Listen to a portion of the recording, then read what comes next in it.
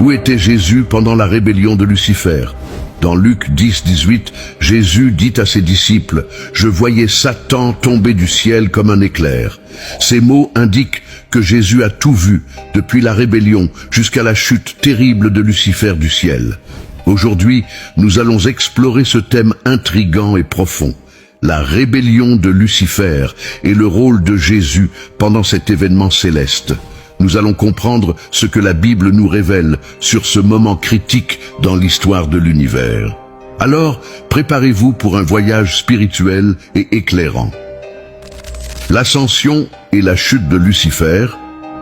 Lucifer, dont le nom signifie « porteur de lumière », était un archange de haute position dans le ciel. Décrit dans Ézéchiel chapitre 28, il était parfait en sagesse et en beauté, orné de pierres précieuses et avec un accès direct au trône de Dieu. Cependant, son cœur s'est rempli d'orgueil à cause de sa beauté, et sa sagesse s'est corrompue à cause de son éclat. Dans Isaïe chapitre 14, nous voyons Lucifer désirer s'élever au-dessus des étoiles de Dieu et établir son trône au-dessus de celui de Dieu lui-même. Ce désir d'être comme Dieu a conduit à sa chute. Lucifer ne voulait pas seulement une position de premier plan, mais voulait être adoré comme Dieu lui-même. Cet orgueil et ce désir d'usurper l'autorité divine furent la cause de sa rébellion.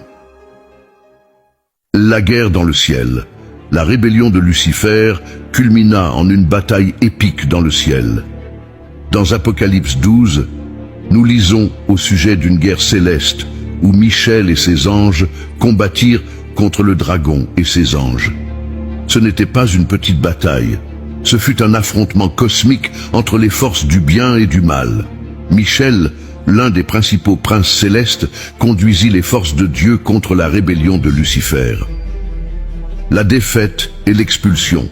La bataille se termina par la défaite de Lucifer et de ses anges. Apocalypse 12, 9 nous dit que le grand dragon fut précipité, le serpent ancien, appelé le diable, et Satan, celui qui séduit toute la terre. Il fut précipité sur la terre, et ses anges furent précipités avec lui. Cet événement marqua la transformation de Lucifer en Satan, l'adversaire et l'origine du mal dans le monde. Les conséquences de la chute. La chute de Lucifer eut des implications profondes. Non seulement il fut expulsé du ciel, mais il apporta aussi la corruption dans la création de Dieu. Satan devint le prince de ce monde, Jean 12, 31, et commença son œuvre de tromperie et de destruction. Sa présence sur terre est la source de nombreuses épreuves et tribulations que l'humanité affronte. Le rôle de Jésus dans la bataille céleste. Bien que la Bible ne fournisse pas de détails spécifiques sur l'action de Jésus pendant la rébellion, nous savons qu'il a une autorité suprême sur toute chose. Jésus a été témoin de la chute de Satan et sa défaite finale est prophétisée.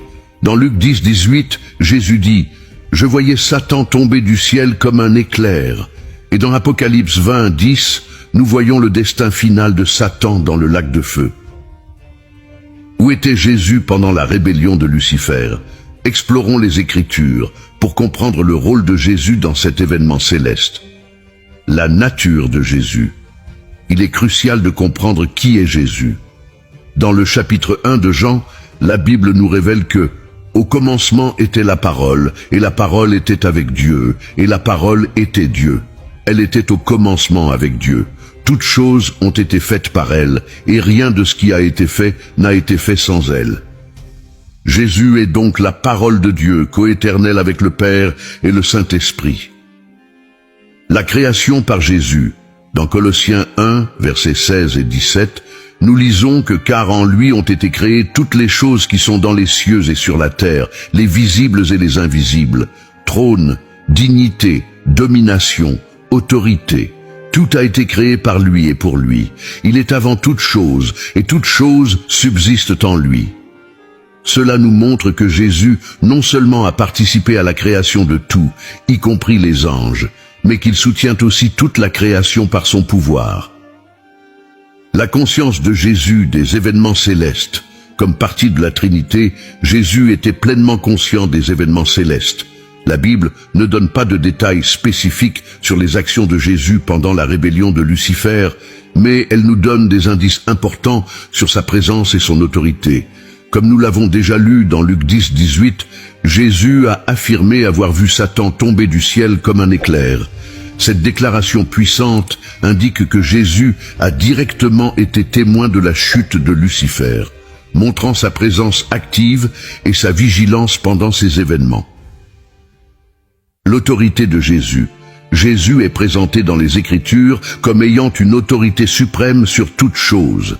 Dans Apocalypse 1, 17 et 18, Jésus déclare « Ne crains point, je suis le premier et le dernier et le vivant. J'étais mort, et voici, je suis vivant au siècle des siècles. Je tiens les clés de la mort et du séjour des morts. » Son autorité englobe toutes les dimensions de l'existence, y compris les événements célestes et le destin final de Satan. La signification de la chute de Lucifer. La chute de Lucifer a été un événement significatif, mais n'a pas changé la souveraineté de Jésus. Il reste la lumière qui illumine toute chose et la force qui soutient l'univers. La présence de Jésus pendant la rébellion de Lucifer renforce la vérité que rien n'échappe à son contrôle et qu'il est le gardien de la justice divine.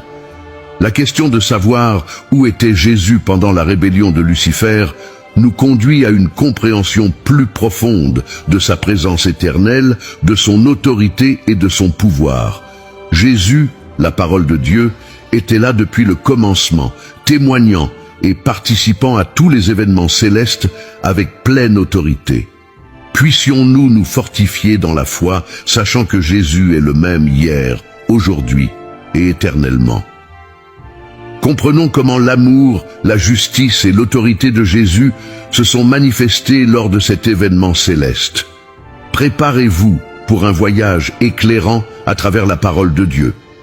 Jésus, étant la personnification de l'amour et de la justice de Dieu, respectait la liberté de choix des anges. Lucifer et ses partisans ont fait un choix conscient de se rebeller contre Dieu. La Bible nous montre que Dieu valorise la liberté de choix, même parmi les êtres célestes. Dans Ézéchiel 28, 15, nous lisons que Lucifer était parfait dans ses voies jusqu'à ce que l'iniquité soit trouvée en lui. La justice divine. L'expulsion de Lucifer et de ses anges du ciel a été un acte de justice divine. Dieu a maintenu la sainteté et l'ordre céleste en supprimant ceux qui ont choisi de se rebeller. Isaïe 14 décrit la chute de Lucifer en disgrâce, soulignant son état exalté initial et son expulsion subséquente du ciel en raison de son désir d'usurper la position de Dieu. L'autorité de Jésus.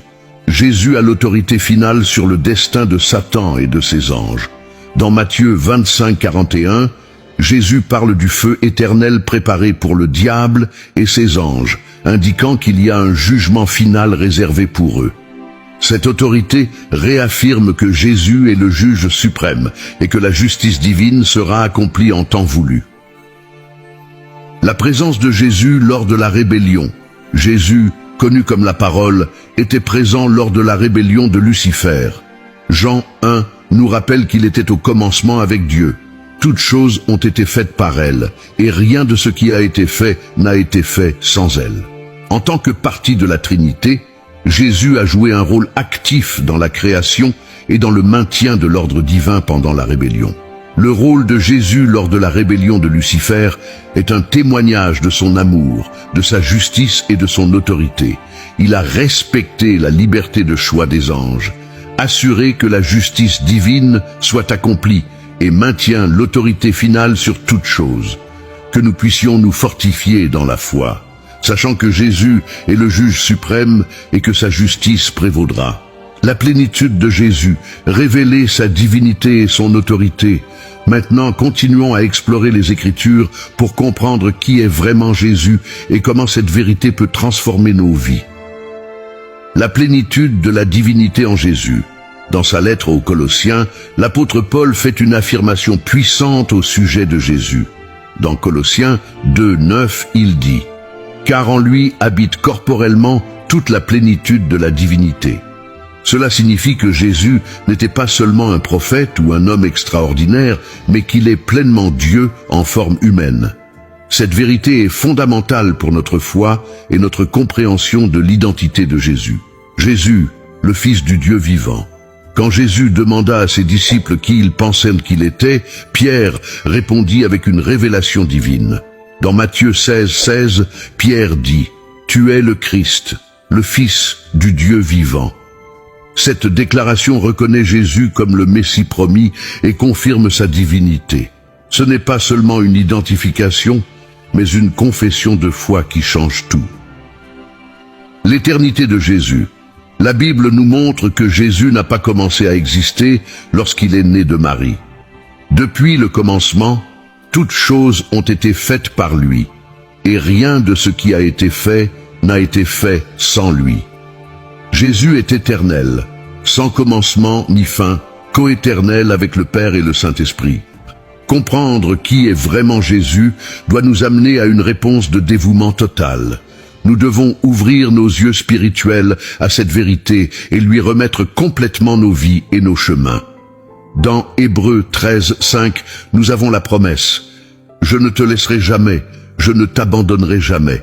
C'est l'espérance vivante que nous avons en Jésus, qu'il est toujours avec nous, nous guidant et nous soutenant. L'appel de Jésus. Jésus nous appelle à le suivre de tout notre cœur. Dans Matthieu 16:24, Jésus dit à ses disciples, « Si quelqu'un veut venir après moi, qu'il renonce à lui-même, qu'il se charge de sa croix et qu'il me suive. » C'est un appel à une vie de dévouement et de fidélité, reconnaissant l'autorité de Jésus sur nos vies. La plénitude de la divinité de Jésus et la révélation de sa véritable identité nous appellent à une vie de foi et de dévouement total. Que nous puissions reconnaître Jésus comme le Christ, le Fils du Dieu vivant, et vivre avec la confiance qu'il ne nous laissera jamais ni ne nous abandonnera. Si cette vidéo a touché votre cœur, n'oubliez pas de l'aimer et de laisser un commentaire ci-dessous exaltant le nom de Jésus qui est au-dessus de tous les noms. Gloire soit rendue à notre Sauveur aujourd'hui et pour toujours. Amen.